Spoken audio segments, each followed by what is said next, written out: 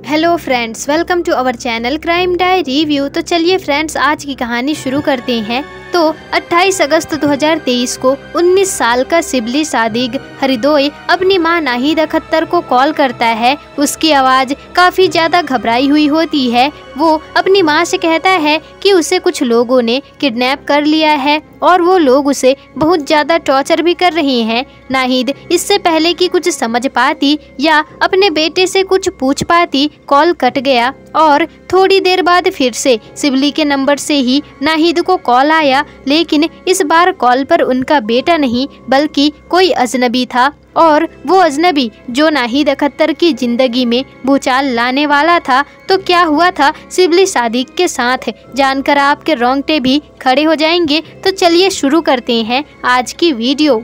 तो फ्रेंड्स, शिबली सादिक हरिदोई बांग्लादेश के चित्तागोंग में रहने वाला 19 साल का हंसता खेलता लड़का था। जिंदगी को लेकर उसके भी काफ़ी सारे सपने थे और अपने सपनों को पूरा करने के लिए वह पढ़ाई के साथ साथ काम भी किया करता था।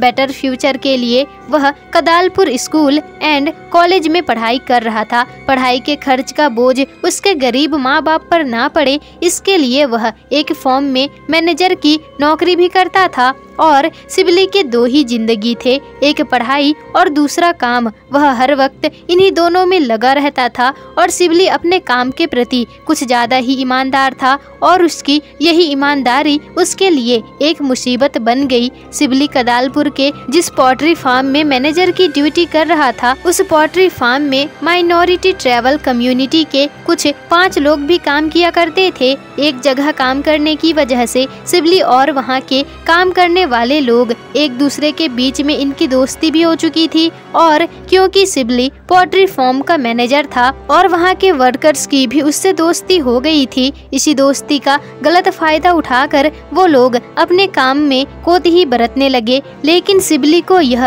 हरगिज पसंद नहीं आया। काम को लेकर शिबली उन सबको टोकने लगा। वहाँ शिबली की उम्र सिर्फ 19 साल की थी, जबकि ज्यादातर वर्कर्स 24 से 25 साल के थे। इसलिए अपने से छोटे मैनेजर से कमांड लेना उन लोगों को पसंद नहीं आ रहा था। बस यही से विवाद की शुरुआत होने लगी और धीरे धीरे बात इतने आगे बढ़ती गई और विवाद भी आगे बढ़ कर के लड़ाई में बदल गया। शिबली और बाकी वर्कर्स के बीच में लड़ाई हो गई और फिर ये बात पोल्ट्री फार्म के ओनर तक भी पहुंच गई। ओनर ने समझाकर मामला को शांत कराया और फिर सभी नॉर्मल वे में काम करने लगे और शिबली पिछले सभी बातों को भूलकर अपने काम में मग्न होने लगा। और लेकिन शिबली का विवाद जिन लोगों के साथ हुआ था, वह लोग इसे भूल नहीं पाए थे। और जैसे कि सरदार खान रमाधीर से बदला लेने के लिए तड़प रहा था, वैसे ही पोल्ट्री फार्म के 4-5 वर्कर्स भी शिबली से बदला लेने की आग में तड़प रहे थे। इस मामले को लेकर लगभग 2 महीने बीत गए। 2 महीने तक सब कुछ नॉर्मल चलता रहा और शिबली पोल्ट्री फार्म की शांति से खुश था। लेकिन उसे क्या पता था कि यह शांति उसकी जिंदगी में आने वाले तूफान से पहले की शांति थी। आखिरकार 28 अगस्त 2023 का वो मनहूस दिन आ ही गया, जिस दिन पोल्ट्री फार्म के वर्कर्स ने शिबली से बदला लेने के लिए उसे किडनैप कर लिया। शिबली उस वक्त पोल्ट्री फार्म में काम ही कर रहा था कि तभी उमोंग चिम मारमा अपने कुछ साथियों के साथ वहां आ पहुंचा और शिबली को जबरदस्ती वहां से उठा करके अपनी कार में उठा करके ले गया। उमोंग चिम मारमा वही शख्स था जिसके साथ शिबली के विवाद की शुरुआत हुई थी। और जब यह सभी किडनैपर्स शिबली को किडनैप करके अपने साथ लेकर जा रहे थे, तब उस समय शिबली का मोबाइल उसी के पास था। किडनैप होने के लगभग 12 से 13 घंटे में शिबली ने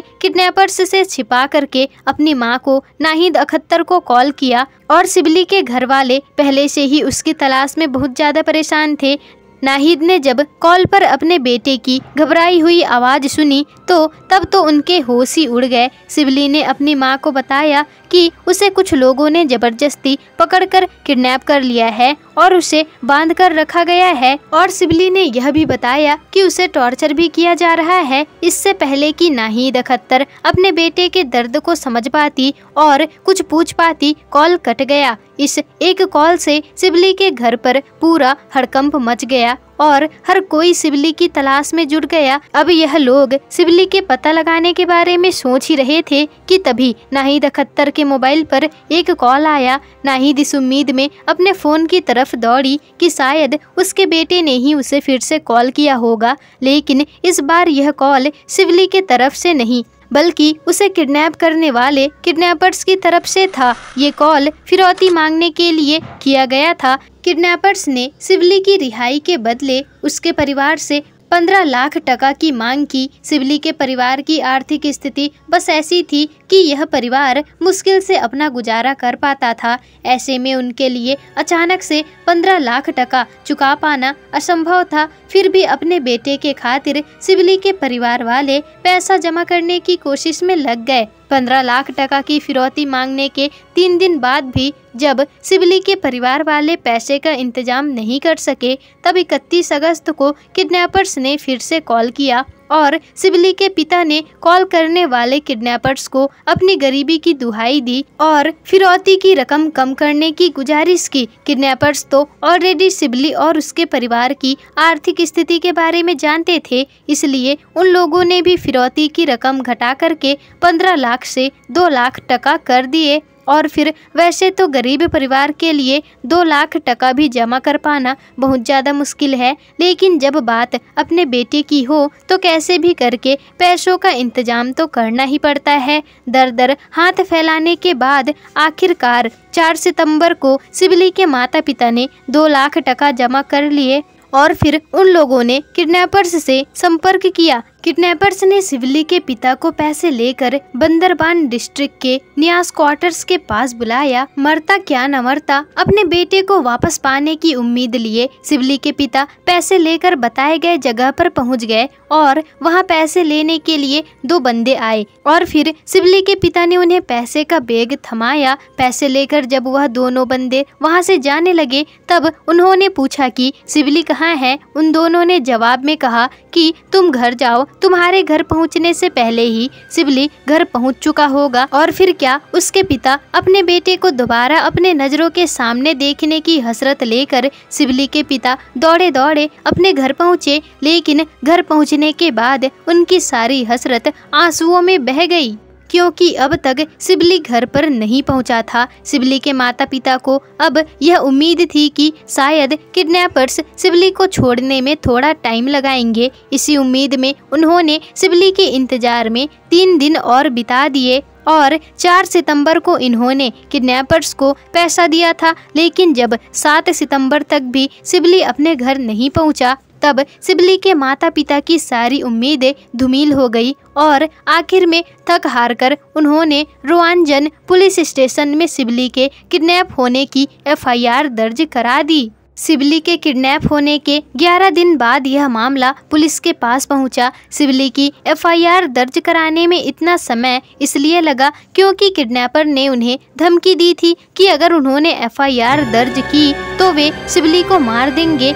लेकिन 11 दिन के इंतजार के बाद भी जब उन्हें उनका बेटा नहीं मिला, तब जाकर उन्होंने पुलिस में रिपोर्ट दर्ज कराई और पोल्ट्री फार्म में 2 महीने पहले हुए झगड़े के अलावा सिबली का किसी के साथ कोई भी विवाद नहीं था, किसी भी विवाद में उसका कोई भी नाता नहीं था। इसी आधार पर सिबली की मां ने पोल्ट्री फार्म के ही 6 लोगों पर अपने बेटे को किडनैप करने का आरोप लगाया। इन 6 लोगों में उमोंग चिंग मारमा, शुई चिंग मुंग मारमा, अंगथुई मुंग मारमा, अकिय थाई बाई मारमा नामजात आरोपी थे, जबकि 2 अज्ञात लोग भी थे। सिबली को पोल्ट्री फार्म से ही किडनैप किया गया था। पुलिस ने अपनी जांच भी उसी जगह से शुरू की जितने भी नामजात आरोपी थे, इसलिए पुलिस ने अपनी जांच भी उसी जगह से शुरू की जितने भी नामजात आरोपी थे। पुलिस उन सभी से बारी बारी से पूछताछ करने की शुरुआती पूछताछ तो इन लोगों ने पुलिस ने सभी से बारी बारी से पूछताछ करनी शुरू कर दी। शुरुआती पूछताछ में तो इन लोगों ने पुलिस को गुमराह करने की कोशिश की, लेकिन पुलिस के सामने उनकी चालबाजी ज्यादा देर तक काम नहीं आई और पुलिस ने 4 आरोपियों में से 3 आरोपी को गिरफ्तार कर लिया और पुलिस अभी भी 2 आरोपियों की तलाश में लगी हुई है और उनको भी गिरफ्तार करने के लिए 3 आरोपी से भी सख्ती से पूछताछ जारी रही। पुलिस ने तीनों गिरफ्तार आरोपियों में से उमोंग चिम मारमा को मुख्य आरोपी माना और इसी से सारी सच्चाई उगलवाई। सच्चाई ऐसी थी कि जिसे सुनकर के आपके होश ही उड़ जाएंगे। उमोंग चिम मारमा ने अपने 5 और साथियों के साथ मिलकर सिबली को किडनैप किया था और सिबली से पहले तो इन सब की अच्छे से दोस्ती थी, लेकिन 2 महीने पहले विवाद की वजह से यह दोस्ती दुश्मनी में बदल गई थी और उमोंग चिम ने अपने साथियों के साथ मिलकर सिबली से बदला लेने का ठान लिया और 2 महीने प्लानिंग के बाद आखिरकार 28 अगस्त को इन लोगों ने सिबली को किडनैप कर लिया। वैसे इन लोगों का प्लान यह था कि सिबली को किडनैप करके टॉर्चर किया जाएगा और फिर उसके परिवार से फिरौती की रकम हासिल करके उसे छोड़ देंगे। इन्हें सिबली के परिवार की आर्थिक स्थिति के बारे में भी पता चल गया था, इसलिए उन लोगों ने फिरौती की रकम 15 लाख से घटाकर 2 लाख टका कर दिया। फिरौती के पैसे मिल जाने के बाद भी इन लोगों ने सिबली को क्यों नहीं छोड़ा? इस सवाल के जवाब पर उमोंग चिम का कहना था कि सिबली को पता था कि उसे हम सब ने ही मिलकर के किडनैप किया है। अगर हम उसे छोड़ देंगे तो वो पुलिस के पास जाकर के सारी सच्चाई बता देगा और हम जेल चले जाते। इसलिए हमने खुद को बचाने के लिए सिबली को ही मार दिया। छोटी सी बात पर शुरू हुआ विवाद आखिरकार सिबली की मौत के अंजाम के रूप में सामने आया। लेकिन अब सवाल यह था कि सिबली अगर मर चुका है तो उसकी लाश कहाँ है? उमोंग चिम मारमा ने बताया कि सिबली को मारने के बाद उन लोगों ने उसकी लाश राउजन में ही ऊंचे पहाड़ पर छिपा दिया है। कुछ मीडिया रिपोर्ट्स के मुताबिक उमोंग चिम मारमा ने यह भी खुलासा किया था कि सिबली को मारने के बाद वह और उसके साथियों ने उसके शरीर से मांस निकाल करके उसे मार करके खा गए और फिर बची हुई हड्डियों को पहाड़ पर जाकर फेंक दिया। खैर 11 सितंबर को डेड बॉडी की रिकवरी के लिए पुलिस ने मुख्य आरोपी उमोंग चिम मारमा को साथ लेकर उस जगह पर गई और जहां पर इन लोगों ने सिबली को मार करके फेंक दिया था। पुलिस के साथ वहां सिबली के माता पिता और रिश्तेदार भी मौजूद थे। आखिरकार पहाड़ पर घने जंगलों के बीच में एक कंकाल पुलिस को मिल ही गया, जिसके ऊपर से सारा मांस गायब था और सिर्फ हड्डियां ही बची हुई थी। सिबली के माता पिता और रिश्तेदार उस कंकाल को देखकर आंसुओं में डूब गए। पुलिस कंकाल और आरोपी उमोंग चिम को अपने साथ लेकर के पुलिस स्टेशन की ओर निकल गई। इधर आसपास के इलाकों में सिबली के लाश मिलने की खबर आग की तरह फैल गई। आरोपियों के खिलाफ लोगों का गुस्सा काफी ज्यादा भड़क उठा और पुलिस जिस रास्ते से उमोंग चिम को लेकर के गुजरने वाली थी, गांव वालों ने रास्ते पर पेड़ वगैरह डाल करके रास्ता बंद कर दिया था। जैसे ही पुलिस की गाड़ी वहां पहुंची, गुस्साई हुई भीड़ पुलिस की गाड़ी पर टूट पड़ी और आरोपी को गाड़ी से बाहर खींच करके निकालकर बेकाबू भीड़ ने उमोंग चिम को मारना शुरू कर दिया और तब तक मारते रहे जब तक कि उसकी जान नहीं चली गई। भीड़ को शांत करने की कोशिश में 3 पुलिस वाले भी जख्मी हो गए थे। अंत में बेकाबू भीड़ को काबू करने के लिए पुलिस को आंसू गैस के गोले, ब्लैंक शेल फायर करने पड़े। मुख्य आरोपी को तो अपने किए की सजा मिल गई, लेकिन बाकी आरोपी अभी भी पुलिस के हिरासत में हैं और जांच पूरी होने के बाद ही उसकी सजा तय होगी।